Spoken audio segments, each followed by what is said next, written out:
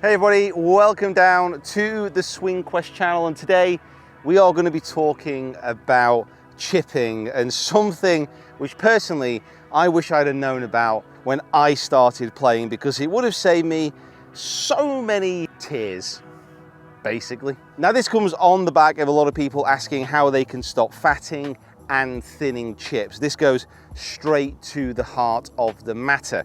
Now also, I just want to name check Dan Grieve, who is a short game coach. He's a fantastic person to follow on social media, and he explained this problem absolutely fantastically. But first of all, let's just have a look at why you would fat and thin your chips in the first place. So fats are when the leading edge of the club, so this bit, just digs into the ground before impact. Thins is when the club literally misses the ground altogether and catches the ball near the equator. Both of those shots are really unpleasant because there's not many circumstances where a fat and a thin actually work out.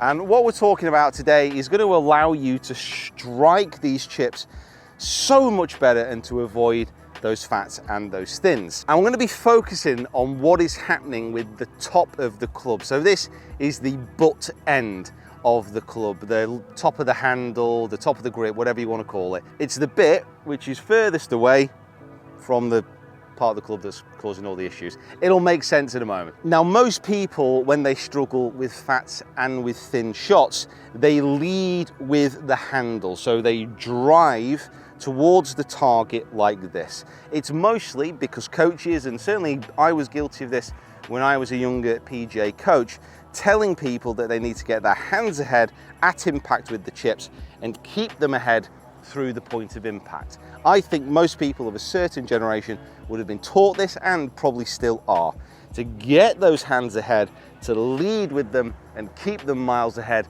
at the point of impact. Now with chipping and with wedges in particular, the club design is quite different. It allows a little bit more of a sweeping motion coming through.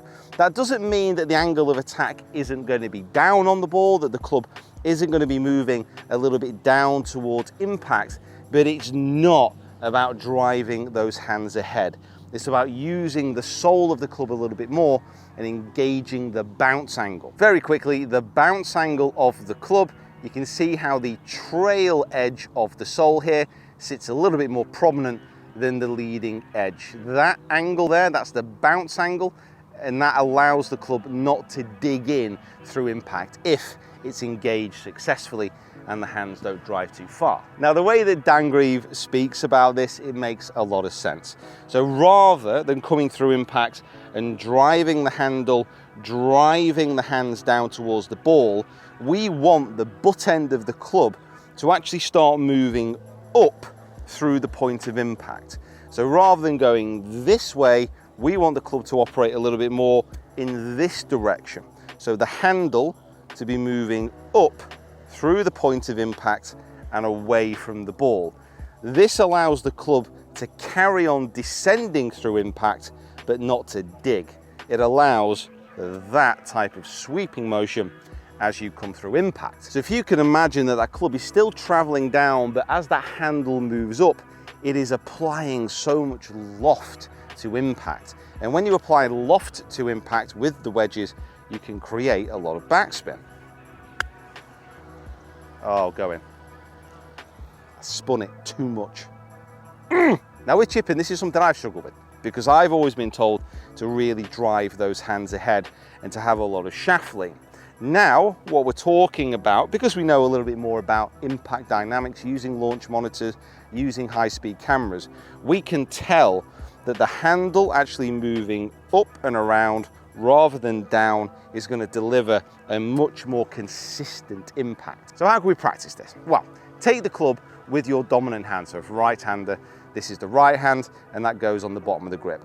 And just take one finger, the index finger of your lead hand, your left hand, and just place it on the top of the club. Now get the feeling that rather than doing this, we are allowing the pressure to be relieved off that index finger. So if you move through and you drive, you're going to be able to feel that handle trying to press up. what we want to happen is we want to allow that movement, and we want to allow that handle to move up and out. It's a nice way just to get the feeling of what we're talking about. Then put both hands on the club, get that sensation of it moving up and around.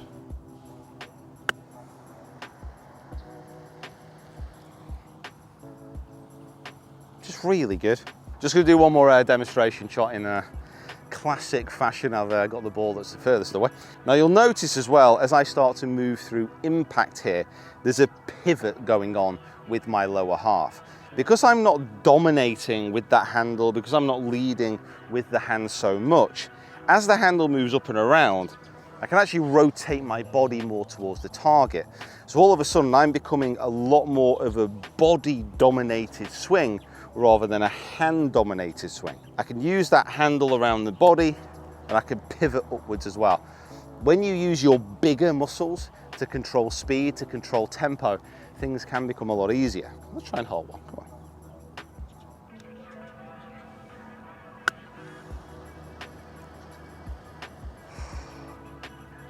I've no right to be annoyed with chip shots like that, but I kind of am. Guys, if you want more help with your chipping, make sure you get into the comments below. Let us know the parts of your game which you're struggling with, and become a subscriber to the channel if you haven't already. And follow Dan, it's really good.